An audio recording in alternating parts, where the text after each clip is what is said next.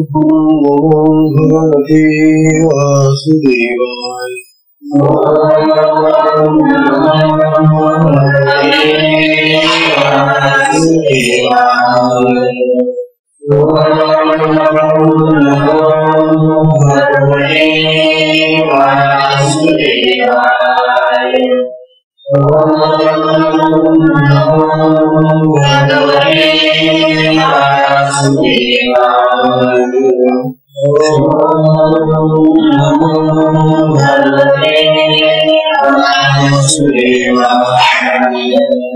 श्री सद्गुरु महाराज की जय।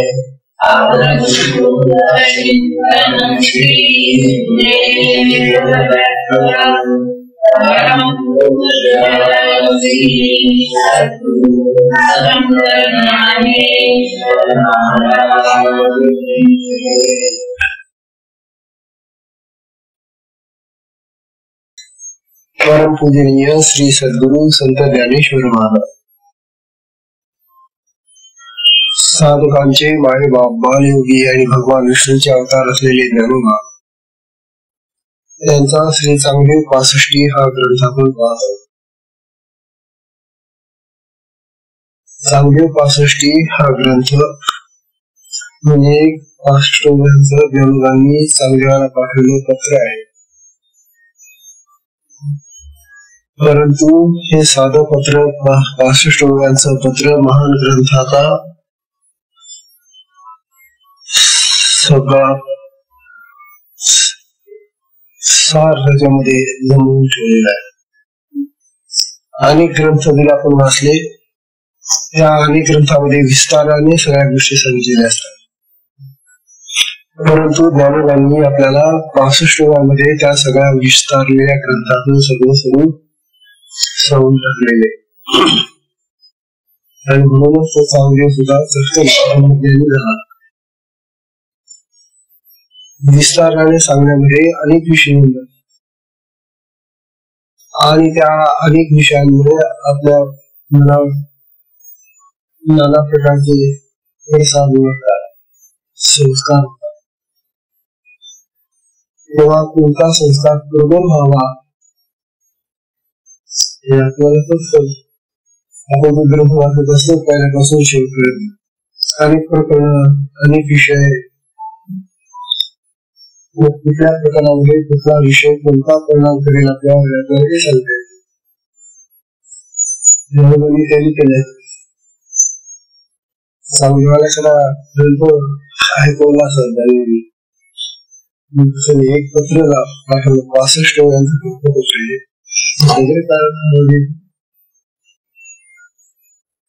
65 ओव्यांच्या पत्रामध्ये सगळा सारोट करून घेऊन एकच एक परिणाम त्याच्या डोक्यामध्ये व्हावा, त्याला एकच एक प्रकारचा बोध द्यायचा।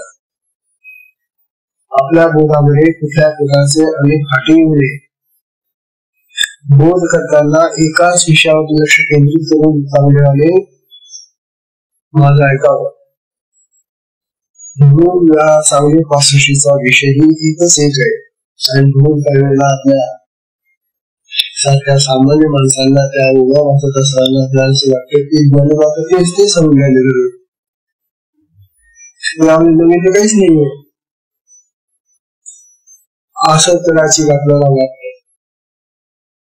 याचं कारण असं आहे की आपल्याला चांगदेवांची जी भूमिका आहे मांडण्याची, त्यांची जी पाहण्याची जी दृष्टी आहे ती आपल्याला कळते। त्यामुळे आपल्याला असं वाटतं की आपण बरोबर तेच ऐकतो, ज्ञानोबा ते समजण्याची गरज नाही। ज्ञानोबा विविध पद्धतीने तो विषय पण वेगवेगळ्या पद्धतीने तो त्याच्या डोक्यात कसा उतरेल हे सांगणार। म्हणून आपली कालची गोळी घेतली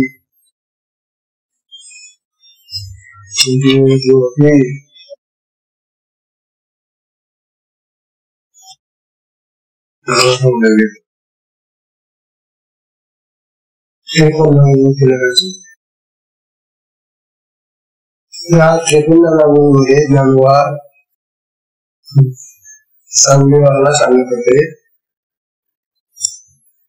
आता मी तू या उपाधी, आता मी तू या उपाधी ग्रासून भेटी सदी, ग्रासून भेटी सदी. हे भोगवी, हे भोगिली अनुवादी घोळभूमी.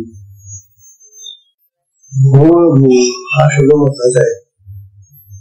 घोळभूमी म्हणजे वारंवार वारंवार घुम घुम घुम घुम करून सांगते रे चांगलेवा. जानवाचा हेतू स्पष्ट होतो की मूळ माझ्या आपल्या तुझ्या भेटी संबंधी घुम घुम घुम घुम सांगून राहिलो. वारंवार वारंवार तुझ्या भेटांमध्ये ठसून राहिलो. काय ठसून राहिलो? मी आणि तू या दोन उपाधी आहे.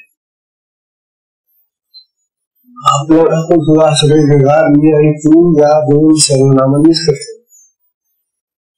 दोन गोष्टी भेटल्या की ते मी आणि तू सुरू झालं. हा त्याला तू म्हणतो, तो याला तू म्हणतो, तो स्वतःला मी म्हणतो, तो त्या स्वतःला मी म्हणतो. आणि अशाच प्रकारचा व्यवहार ज्याला मी तुझा चालू जन्म पावलेले हा मी तुझा व्यवहार मी तुझ्या या उपाधी आहे. या उपाधीचा ग्रास करून या सोडून बाजूला करून हा व्यवहार आपली भेट होते. आपली भेट उपाधी रहित आहे. मी तुझा शिवाय आहे. तुझ्या माझ्या भेटीमध्ये तू आणि मी असे दोन नाही. तुझी माझी भेट ही एकच स्वरूपाची आहे. तेव्हा ही ओवी आहे. या ओवीची काल चर्चा झाली. काही थोडासा भाग काल राहून गेला होता. आणि याच्या तिच्या ओवी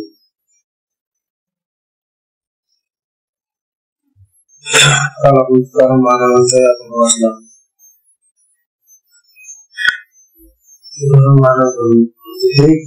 अरे मी सुद्धा तुझ्यासारखा एक सामान्य साधक असताना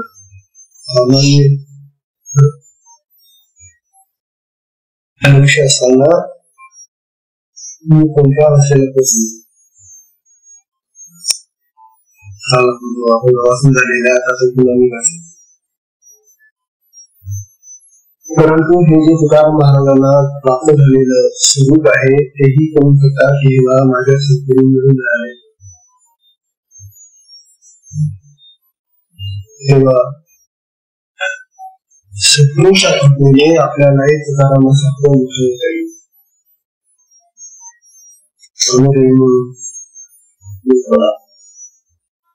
आकाश आहे हा जो तुका आकाशावरून मोठा झालेला आहे. ते प्रत्येक साधकाला कसं होता येईल माझ्यासारखं बरोबर समजलं. आता आपण अमृतानुभवातल्या उड्या करू जन्माचा अनुभव घ्यायचा. जन्माचा अनुभव जन्म म्हणतात आपल्यालाही आपल्या गुरु सारखे होते.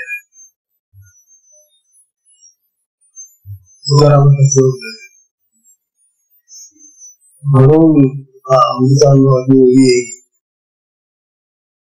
म्हणून शिष्य आणि गुरु नाथू म्हणून शिष्य आणि गुरु नाथू या दोन शब्दांचा अर्थ शिष्य आणि गुरु नाथू या दोन शब्दांचा अर्थ श्री गुरुच करील.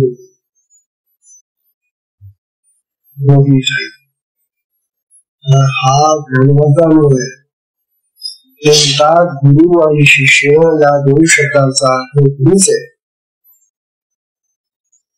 गुरु काही शिष्य होत नाही पण शिष्याला गुरु होता येतो असा हा एकतर्फी मार्ग आहे.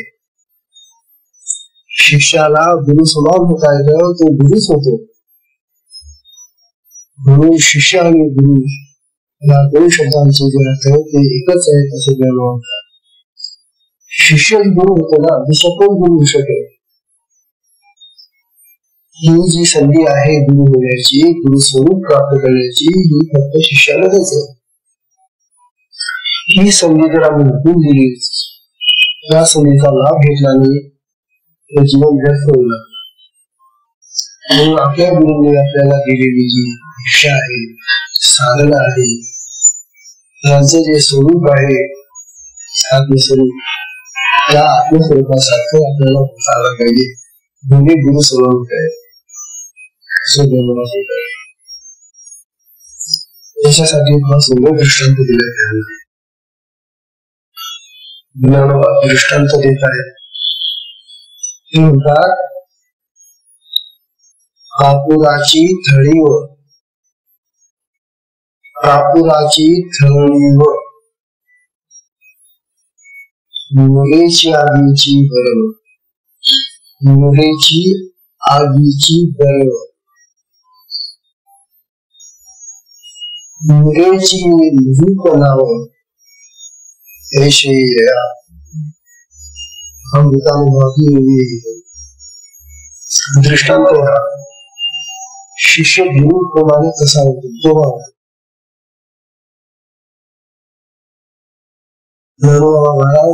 उदाहरण काय देत आहे, कापुराचे दागिने बनवले, त्याच्यासाठी साखरेचे बनवले होतात. तसे एकाने कापराचे दागिने बनवले, कापूर सगळ्या किमान खडे दागिने बनवले. कापुराच्या दागिन्यांना जर आता आपण अग्नी दाखवला, हे अग्निदेवा मी तुझी पूजा करतो, हे दोन दागिने केले, ते दागिने जर अग्नी लावलेले आपण तर काय होईल? संपूर्ण जाऊन आणि अग्नी जेव्हा कापराला लागतो तेव्हा कापराचं नाव सुद्धा लिहून देते. लाकूड जळण्यात कोळसे दिले जातात, कापूर जळला तर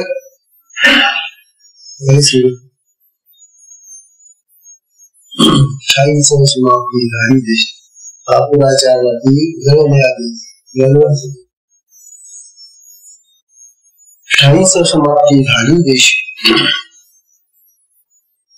तेव्हा कापराच्या दागिन्याला जर अग्नी लागला तर तो अग्नी त्या दागिन्यांचं नाव, रूप, प्रकार काही सोडू देते, शिल्लकच ठेवते, का समाप्त करून टाकते त्यांनी.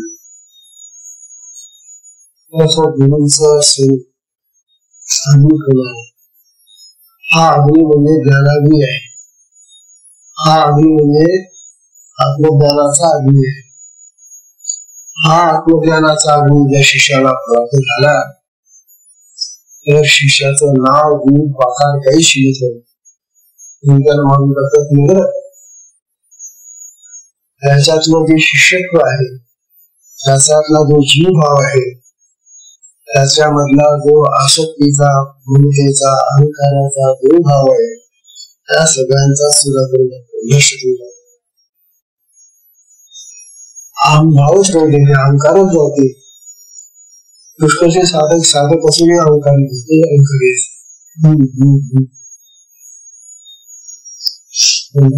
आपल्याला गुरु भेटले तर त्या गुरुच्या कृपेने आपला अहंकार होतो, नष्ट होतो, असं सदा. आणि आम्ही मात्र गुरुंना भेटून गुरुची दीक्षा घेऊन आमचा अहंकार सोडतच नाही. माझा हा अहंकार कायम ताब्यात ठेवतो. आणि असा जर अहंकार राहत असेल, जीवभाव राहत असेल, तर आपले ज्ञान कधीच प्राप्त होणार नाही, आपले स्वरूप कधीच प्राप्त होणार नाही.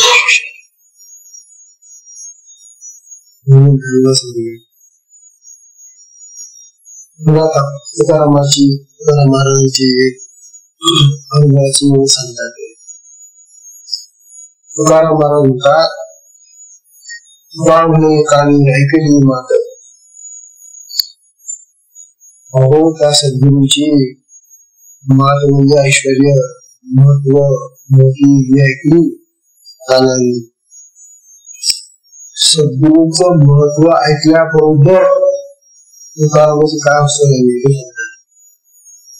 म्हणतात, वावले कानी ऐकून मात्र तुझी भावा भागो जीव भाव. सद्गुरूंच्या स्वरूपाचं वर्णन ऐकल्याबरोबर माझ्या जीव भावाचा घात होईल. म्हणजे माझा जीव भाव जो आहे, देह भाव जो आहे, तो नष्ट आहे. नुसतं गुरूंचं वर्णन ऐकलं तरी सदगुराव महाराज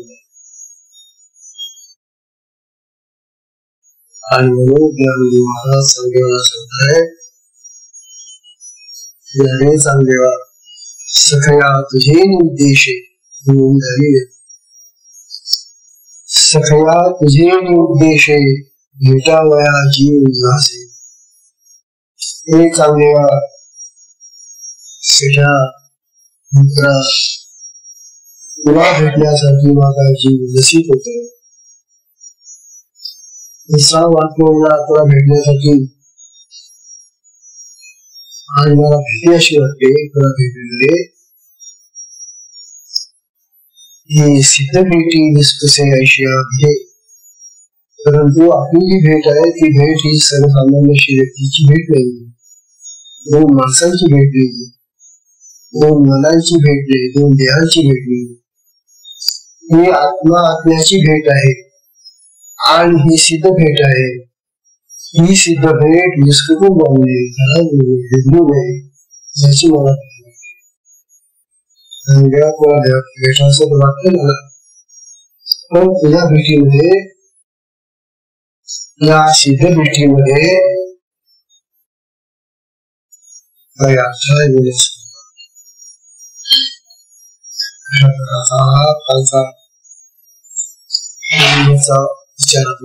आपल्याला शिंगरी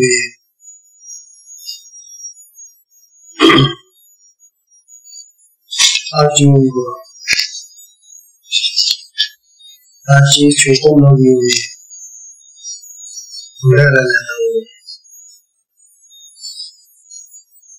सांगणारे तिथं प्रतिसिद्ध वाटते फास होती आणि असं वाटतं की आता आपल्याला 65 समजली. सांगणारे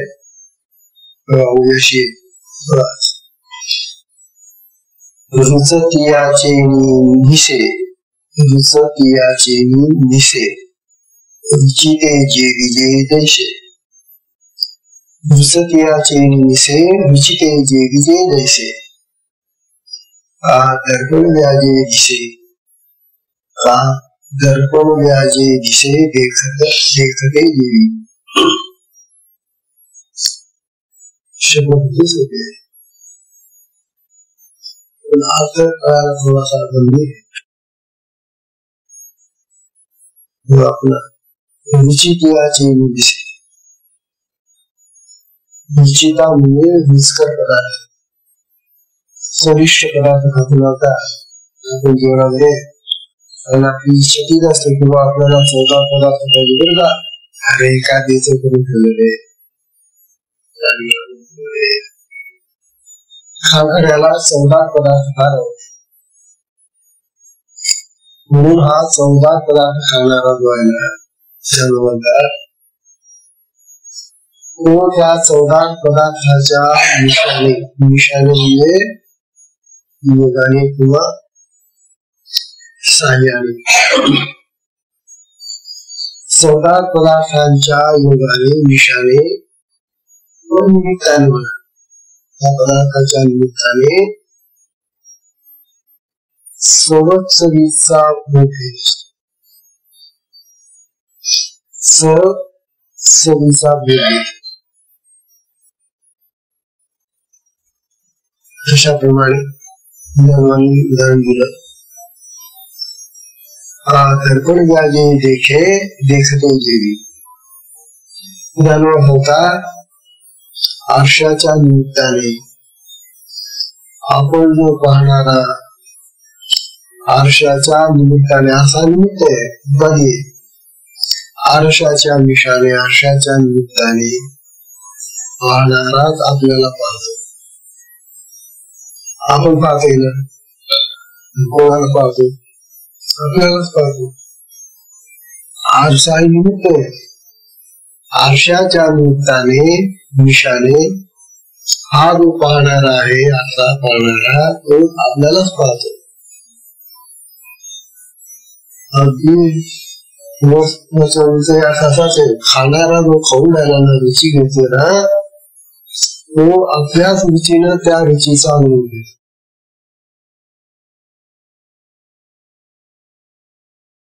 आता हा थोडासा स्पष्टीकरणाचा भाग आहे. समजाले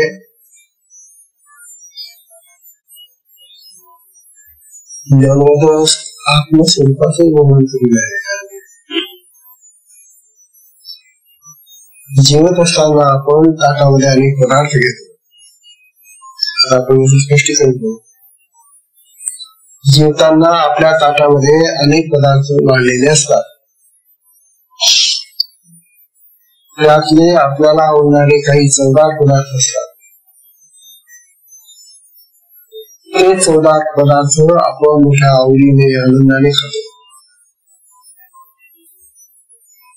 बोलतात आता त्या पदार्थांची तू चव घेतोय ना, ती जी तुला गोडी लागते ना त्या पदार्थाची, ती गोडी कशात आहे?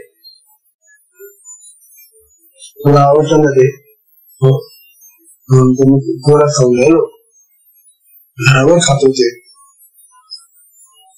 मग तुला हा पदार्थ कशामुळे गोड लागला, कशामुळे आवडला रे तुला? ती गोडी कशात आहे? तर आपलं सगळ्यांचं उत्तर एक आहे, लाडू मध्ये गोडी कशात आहे? लाडूची गोडी कशात आहे?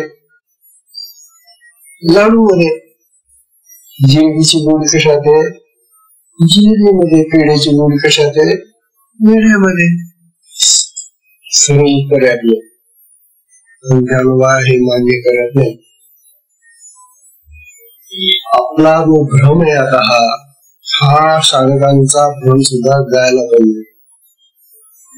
हा जो जगाचा व्यवहार आहे तो भ्रमिष्ठपणामध्ये चाललेला आहे. साधकाने निदान असं भ्रमिष्ठ होऊ नये. तसं बोलत राहतो तो, तसं वागत राहतो, आपल्या मुलाबाळाने तसं शिकवत होतो. लाडू कशाने गोड लागतो? त्याच्यामध्ये साखर टाकली तो गोड आहे म्हणून तो गोड आहे.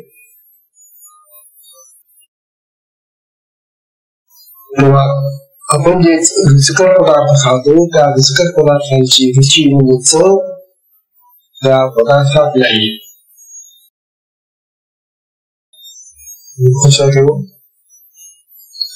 प्रश्न पेढ्याची चव पेढ्यात नाही, लाडूची चव लाडूत नाही, जिलेबीची चव जिलेबीत नाही.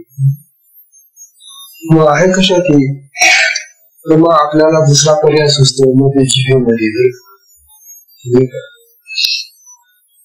जिभेवरच ठेवली तरच त्याची चव घेतो ना. तर समजा हातात घेतला तो पदार्थ लागेल कसं? कानावर ठेवला लागेल का? डोक्यावर ठेवला तर? म्हणजे इतर कुठल्याही इंद्रियावर तो पदार्थ ठेवला तरी चव लागत नाही. मग त्या पदार्थाची चव घेणारा कोण आहे? जीभ. आपलं जीभ हे इंद्रिय असं आहे की तेच त्या पदार्थाचे चव घेते आणि आपल्याला सांगते की गोड आहे खा, चविष्ट आहे खा. चव कुठे असते? जिभेवर. झालं. ज्ञानोबा हे मान्य करत नाही. चव जिभेमध्ये सुद्धा नाहीये, त्या पदार्थामध्येही नाहीये. समजा डॉक्टरने एखाद्याची जीभ त्याला विकार झाला असला त्या जिभेला, कॅन्सर झालेल्या जिभेला डॉक्टरने कापून टाकलं. आता ही कापलेली जीभ डॉक्टरने कापून बाजूला ठेवलेली, तिचा ठेवाकडे लाडू पेढा लागते की तुला चव? तुम्ही आता म्हणत होता ना जिभेमध्ये चव असते म्हणून. मग या डॉक्टरने ही जीव आता कापून बाजूला ठेवले, तिच्या पुढे टाकला. तेव्हा तिच्यावर लागून पेढे काजे विचार आता जी गेला, अगं बाई तुला लागू गोड लागतं का? कशाला मेलेल्या माणसाच्या तोंडामध्ये काही काही खोलतात. बाबा खा, तुला हे फार आवडत होतं, खा. त्याची जीभ सांगते का आपल्याला? तिची जीभ नाही सांगते. मग जीवनात सर्व आहे हे तुम्ही कसं का ठरवलं? जीवनामध्ये सुद्धा चव नाही. मग ही जीवेमध्ये आलेली चव कुठून आली असा प्रश्न येतो. आणि ती चव आली आपल्याला. अंतर्मेलेल्या मुद्द्यामध्ये जीव आहे, पण त्याला चव लागत नाही. का लागत नाही? कारण त्याच्यामध्ये तो आत्मा काम करत नाही. म्हणजे आत्मा सगळ्या पदार्थांची चव घेतो हे सिद्ध झालं. आत्मा नसलेल्या देहामध्ये कोणताही पदार्थ आपल्याला चविष्ट लागणार नाही, ना बेचव लागणार नाही. आत्म्यामुळे सगळं त्यांना हे समजायले की अरे बाबांनो, साधकांना तुम्ही तरी समजा, तुम्ही तरी असे ज्ञानी मारे की पदार्थांची चव आपण आत्म्यामुळे घेतो. आत्मा जर शरीरात नसला तर कुठल्याही पदार्थ आपल्याला चवला लागणार नाही, बेचव लागणार नाही, तसाच लागणार. तात्पर्य असं की चव घेण्याचं ज्ञान आत्म्यामध्ये, आणि ते ज्ञान आपल्या जीवेमध्ये येतं, कानामध्ये येतं, डोळ्यामध्ये येतं, इंद्रियांमध्ये येतं.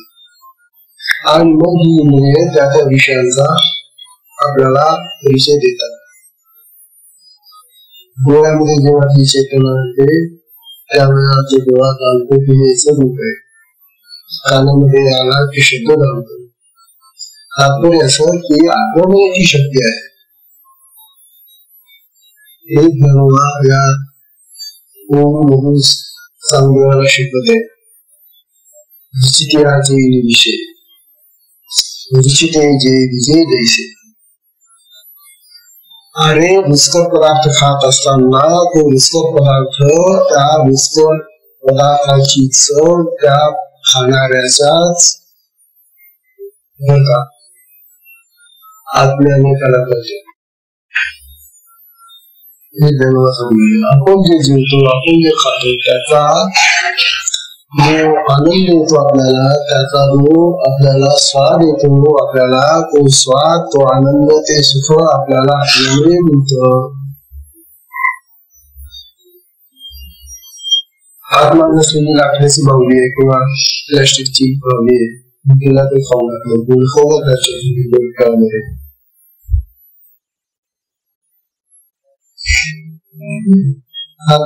त्यामध्ये आत्माच नाही ना. तात्पर्य असं की आत्मा असलं की मग सगळं आहे. तेव्हा चांगदेवा तुझ्यामध्ये माझी भेट ही अशी देहाने, मनाने होणारी भेट. या उपाधी आहे, मी तू ही सुद्धा उपाधी आहे. या सगळ्या गोष्टी बाजूला असतात. देहाचा उपयोग करू नको, मनाचा उपयोग करू नको, बुद्धीचा उपयोग करू नको, मी तू हा भाव घेऊ नको. आणि मग जे निसळ आत्मतत्व आहे ना त्याच्याकडे बघ. मग तुझा आत्मा आणि माझा आत्मा, तुझी आत्मा मीही आत्मा आहे. आणि आत्मा आत्मा म्हणून दोन नाही. तुझा आत्मा वेगळा, माझा आत्मा वेगळा असं नाही आहे. तुला आत्मा तो सगळीकडे सर्वरूप एकच आहे. म्हणून तुझा आत्मा आणि माझा आत्मा जेव्हा आम्ही आपल्या आत्म्यासमोर येतो त्यावेळेला तो तुझा माझा राहत नाही. तो आत्मा आत्माच राहतो. आणि आत्माच आत्माच राहणार तो विसरून होऊन जातो. आणि ही जी भेट आहे मग हिला आत्मभेट किंवा शिवभेट म्हणतात. सांगदेवा तुझी माझी भेट ही अशी सिद्ध भेट आहे. आता ही सिद्ध भेट होत असताना तू राहिला काय, मी नसलो काय. आपण तू कोणी नसलं तरी ही भेट आहेच अखंड. पण आत्मा आत्मीयाच्या ठिकाणी सगळीकडे चाललेला आहे ना, भरलेला आहे ना. म्हणून आत्म्याची भेट, सिद्ध भेट ही सदैव घडत असते आपल्याला, असे म्हणून सांगितले. आणि हा अतिशय अनुभवाचा विषय. बघा, इथे असे सत्पुरुष गेले आत्मज्ञानी, तिथे बसल्या ठिकाणी सगळ्या गोष्टी पाहत असत. म्हणून गोष्टीचं उदाहरण प्रत्येकाची उदाहरण अशी येतो. तुमचे गुरु महाराज हेडमास्टर त्यांचं मला पैसे त्यांना विचारायला कुठला विकार आला, कुठला काहीतरी झाला, पक्षाघात काहीतरी, आणि ते दवाखान्यात गेले. महाराजांचे शिष्य येते, त्यांनी घरून घ्यायचे महाराज. ते दवाखान्यात गेल्यावर त्या दवाखान्यामध्ये ते आजारी होते आणि किंवा औषध उपचार चालू होता त्यांच्यावर. पण त्यांना महाराजांची सारखी आठवण यायची. ते सारखे म्हणायचे, गुरु महाराज आता बघा ना, आता काय होतंय मला. हे शब्द महाराजांना तिथे त्यांच्या खोलीमध्ये ऐकायला यायचे. आता हे कुठे बोलताय, बोलत नव्हते, बोलता की त्याविषयी झालेल्या माणसाला बोलता येत नाही. मनाने असं सांगत असेल, स्मरण करत असते. परंतु ही मनाची भाषा किंवा बुद्धीवर होणारी विचारांची भाषा गुरु महाराज त्यांच्या खोलीमध्ये ऐकत होते. आणि त्यांनी सांगितलं, आमचे केशवराव जोशी त्यावेळेला केशवराव जोशी आमची सेवा करणारे, त्यांना सांगितले, केशव अरे मला अमुक अमुक दवाखान्यात जायचंय. आणि आपले साधक ते दवाखान्यामध्ये आजारी आहे, ते सारखं माझा ध्यास घेत आहे, सारखे असून का करणार जाऊ का. असं महाराज कसे जाणार, दुपारची वेळ होती, कोणी नव्हतं. महाराज मी तुम्हाला काही सांगा म्हणा, रिक्षा म्हणा करून देऊ का. महाराज मिळाले नको, मी जाऊ येतो. केशवरावला मोठं आश्चर्य वाटलं, ऐकायला आलाय का बसायला.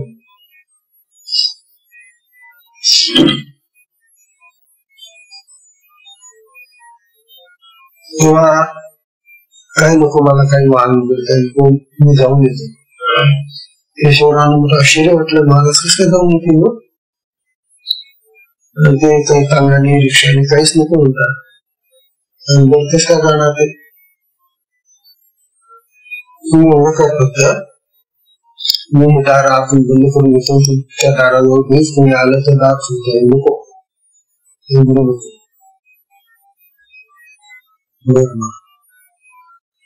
महाराज आत गेले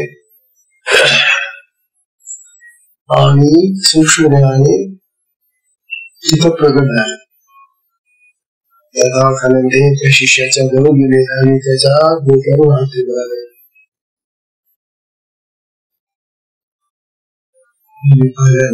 आनंद झाला त्याला. तो आपला जो रोग होता तो सगळा विसरून गेला, दिसून बसला.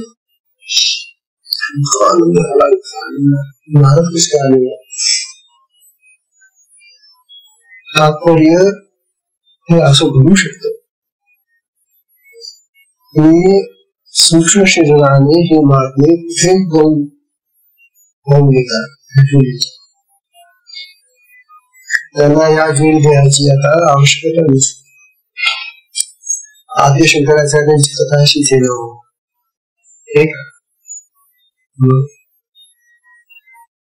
तात्पर्य असं की ज्ञानोबा सांगतात की हे सगळं सामर्थ्य जे आहे ना आपल्यामध्ये असलेलं आत्म्यामध्ये आहे. असा जो आत्मराग आपल्या देहामध्ये सदैव नांदतो आहे आता, आणि आता आपल्याला समज पण आलेली आहे, आपल्याला ही बुद्धी पण आहे, आपल्याला कळायला लागले आहे की आपल्या देहामध्ये असा एक आत्मा आहे आणि तो फार शक्तिमान आहे, समर्थ आहे. इतकं समजून सगळं कळून सुद्धा आम्ही त्याला विसरून का जावं,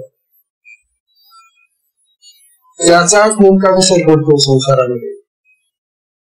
बाकी गोष्टी विसरत नाही. घरामध्ये दररोजच्या ज्या गोष्टी चाललेल्या आहेत त्या कधी विसरत नाही, परंतु साधना विसरून जातो. साधनेलाच मिळाला सागर जेवायला, खायला, स्नानाला, याला त्याला सगळ्या गोष्टी मिळते. बरोबर करायला तुम्ही आलं की पैसे असं तास बोलून बसते,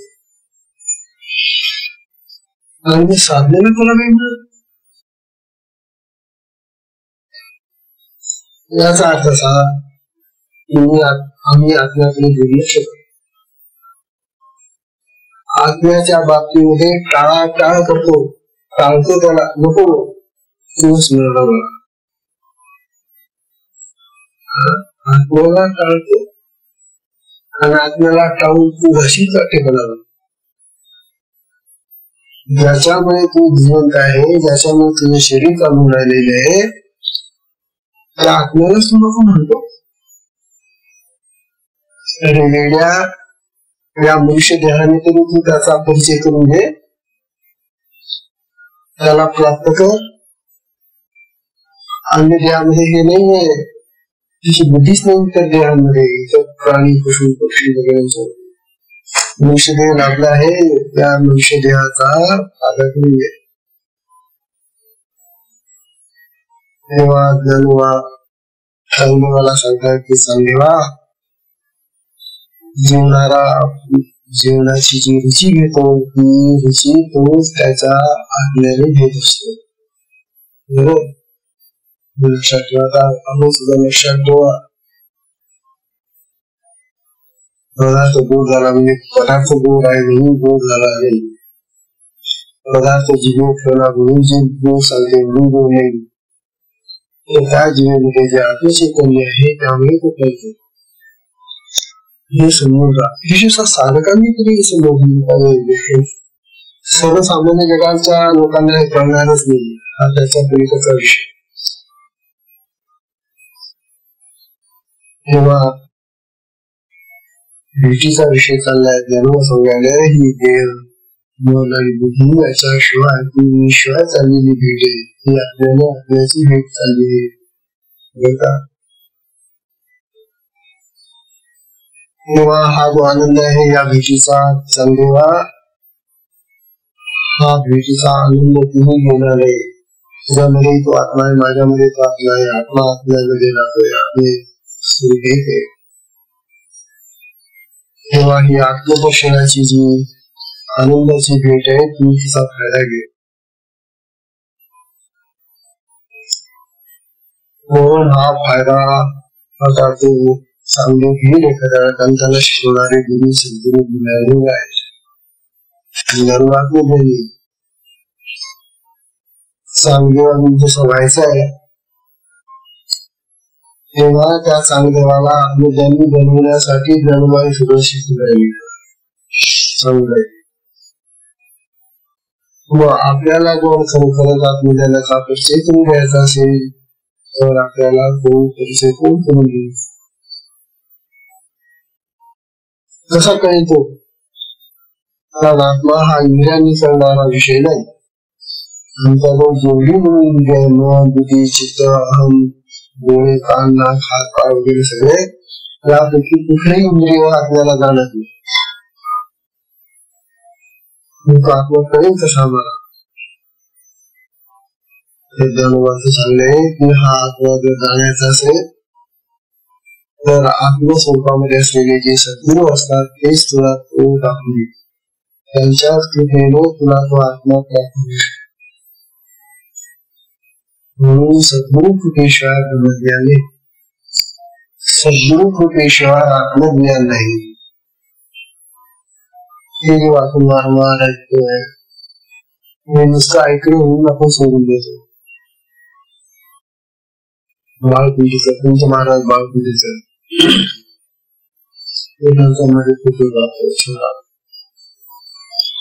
पंच महाराजांना त्यांचं बरंच मागणी क्षेत्र देते. त्यांचं प्रेम हरी नावाचे खूप येते. एका अभंगामध्ये सांगलेले पंच महाराजांनी फार सामान्य अवस्थेतून वर गेलेले महाराज ते आपल्या भिजनामध्ये सांगतात, माझ्या स्वरूपी मी सरमतो. बघा ते सांगते, माझ्या स्वरूपी मीच रमतो. माझं स्वरूप म्हणजे काय? आत्मस्वरूप. आणि त्या आत्मस्वरूपामध्ये मीच रमणार आहे, मलाच आनंद वाटतो. विश्व होऊन मीच दिलसतो, विश्व होऊन मीच दिलसतो. मी आत्म्यामध्ये जातो, आत्म्यात रमतो आणि बाहेर जे विश्व आहे ना त्यामध्ये आत्मा गेलेला आहे. तेव्हा तो आत्माच प्रकाशित होऊन राहिला, विकसित होऊन राहिला, म्हणजे जगून राहिला, प्रगत होऊन राहिला विश्वामध्ये सुद्धा. अंतर्बाह्य आत्माच आत्मा आहे सगळीकडे, कोण भरलेला आहे सगळीकडे, असं पण तुम्हाला म्हणतात. जीव शिव जगरूप मीच धरी. या जगामध्ये जीवभाव आणि शिवभाव हे माझ्याच मुळे, माझ्या मुळे आलेले. आत्मचैतन्य जेव्हा देहाकडे शिकतो तेव्हा जीवभाव येतो, मी देह आहे, मी देह आहे, मी देह आहे. आणि तेच आत्मचैतन्य जेव्हा आत्म्याकडे असतं त्यावेळेला ते स्वतंत्र असतं, त्यावेळेला शिवभाव असतो. तेव्हा जीवभाव आणि शिवभाव त्या आत्म्यामुळे घडतो.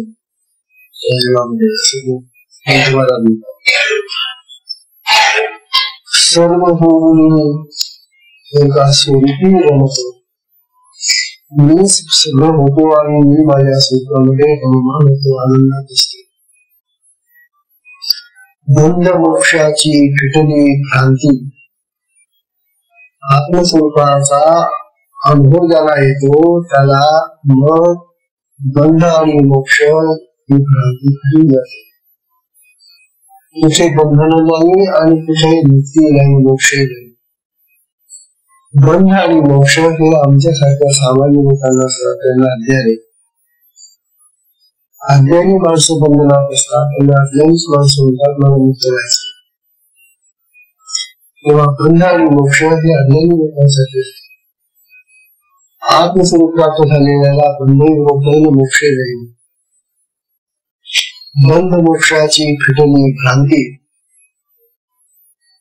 सर्व होऊन स्वरूपी बसतो आणि मग तो सर्व होऊन स्वरूप हे रमण. तुम्हाला म्हणतात दत्तची बालमुकुंद सिद्धांत. दत्तची बालमुकुंद सिद्धांत प्रेमानंदे सदा विनोदो. भगवान दत्तात्रय हाच बालमुकुंद होतो, हाच माझं स्वरूप आहे. माझ्या स्वरूपाने तो भगवान दत्तात्रयच माझ्यामध्ये शिरलेला आहे. आत्मा, त्या आत्म्याला दत्त म्हणा, राम म्हणा, कृष्ण म्हणा, काही नाव द्यायचं नाही. तो आत्मा माझ्यामध्ये दत्त होऊन बसतो आणि मग मी प्रेमाने बोलत बसतो.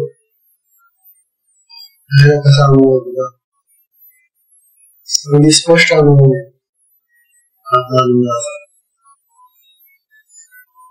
तेव्हा देवा तुम्ही असा अनुभव दिला. दर्पणाचे विषय एकते जेवी. दर्पणाच्या निशाने किंवा बघणारे आरशाच्या निमित्ताने आपण आपल्यालाच पाहतो. दुष्कर जेवणारा त्याची रुची, तो जेवणाराच त्याचा रुचीने घेतो. दर्पणाच्या निशानेच तो आपलंच रूप पाहतो. स्पष्ट झाली. म्हणतात आता हे जे आपल्या दर्पणामध्ये आपल्या फोन पाहतो आपण हे त्या उपाधीने पाहतो. दर्पण असा ही उपाधी आहे. उपाधीच्या साह्याने मी मला पाहतो. समजायले की समजेवा की देह सुद्धा उपाधी आहे आपल्याला. हा देह हे मन हे बुद्धी या उपाधीला बाजूला पासून होता आणि ते उरलं ते तुझं स्वरूप आहे. अशी ही तुझी माझी भेट आहे. सांगेवा ही तू भेट दे आणि ही भेट तुला सद्गुरूच्या कृपेने करते. ज्ञानोबा आपल्याकडे सद्गुरूची पण घेत नाही, परंतु ज्ञानोबासारख्या ब्रह्मज्ञानी आत्मज्ञानी सद्गुरू सांगेवाला मिळाला, गुरूचं सांगू ठिकाणाला इतर कोणताही दुसरा बुद्धाला मिळाला असताना ब्रह्मज्ञानाशिवाय आत्मज्ञानाशिवाय असलेला कोणाच चांगले कधीच कोणाचा ऐकून नसेल. तो 6 महिने समाधीमध्ये बसायचा आणि 1400 वर्षाचा झालेला होता. कोणाच ऐकलं तिचा अनुभव कुणाला आहे, तिचं ज्ञान कुणाला आहे, कोणी त्याला समजवलं असेल तू आपल्याकडे पास. कोणाचं ऐकलं नसतं कोणी, तिचा तो मोठा होता. परंतु ही एक बाब त्याची राहून गेली. आत्मज्ञानाकडे त्याचं लक्ष गेलं. बाकी सगळं कमवलं होतं आणि ते शिकवण्यासाठी ज्ञानोबाच पाहिजे. ज्ञानोबा केली दिसा कोणताही गुरु तिथे गेला असा शिकायला त्याला, तो गुरु त्याच्याकडून शिकला असता. तिचा तो ज्ञानी होता, पंडित होता, तो शास्त्रज्ञानी होता, दोघी होता महान. म्हणून ज्ञानोबासारखा सद्गुरू त्याला लाभला म्हणूनच त्याला हे आत्मस्वरूप प्राप्त झालेले आहे. तेव्हा असे जे सद्गुरू असतात त्यांची लक्षण स्वतः ज्ञानोबा सांगलेले. शिष्याला आत्मज्ञान प्राप्त करून देणारा सद्गुरू कसा असावा लागतो हे ज्ञानोबा आपल्या एका अभंगामधून सांगत आहेत. ज्ञानोबाचा अभंग एका घेतला. ज्ञानोबा सांगणारे ब्रह्मजयाचिया बोधीची पावत, ब्रह्मजयाचिया बोधीची पावत. एका ब्रह्म ज्याच्यामुळे आत्मा ज्याच्यामुळे ज्याच्या बोधाने ज्याच्या उपदेशाने प्राप्त होतो. ज्याचा बोध ऐकला असताना आपल्याला ब्रह्मस्वरूप प्राप्त होतो. हे जगी शाश्वत गुरु शाश्वत अखंड राहणारे आत्मस्वरूपामध्ये राहणारे गुरुमुखी असतात. सांगेवा असे गुरु असतात.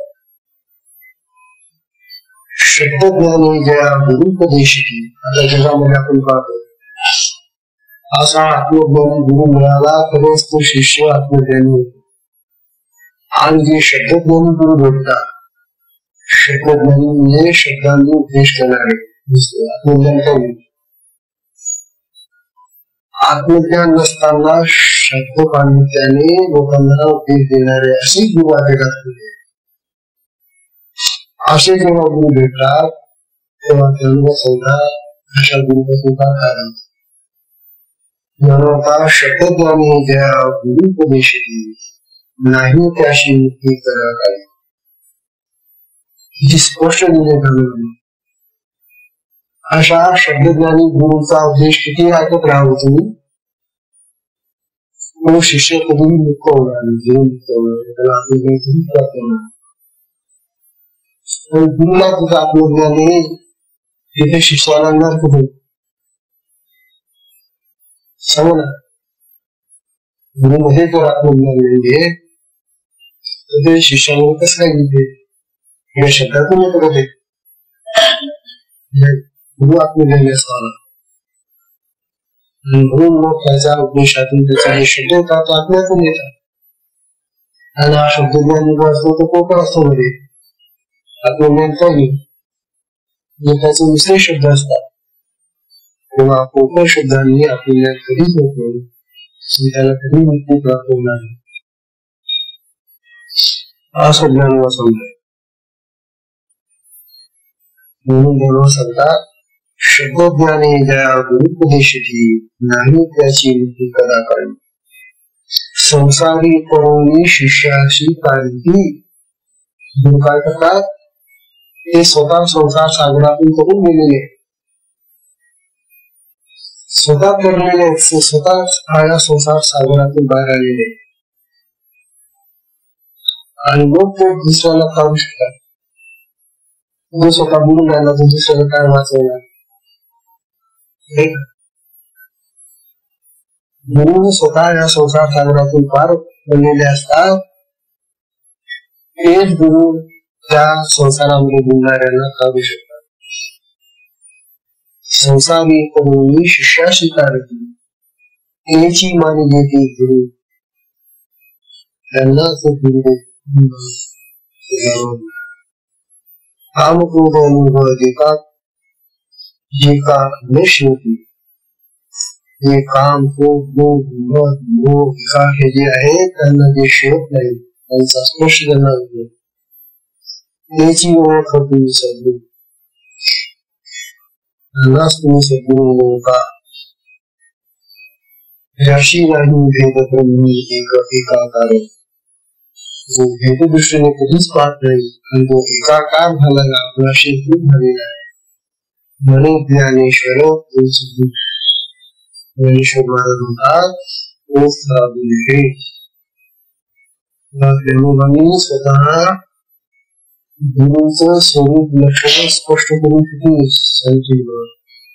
आम्ही साधक लोक गुरुला का उपस्थित गुरुला आम्ही प्राप्त झालेले मला जे गुरु आहेत त्यांना आम्ही का उपस्थित केले कारण आमचे हे अज्ञान आणि अज्ञान आम्ही पाळवलेले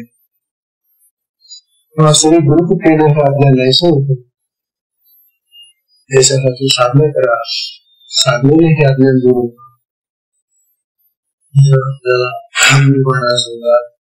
अजून काही राहिलेलं आहे सुद्धा आपली पूर्ण होते पुढचे राहून जातो दुसऱ्या दिशा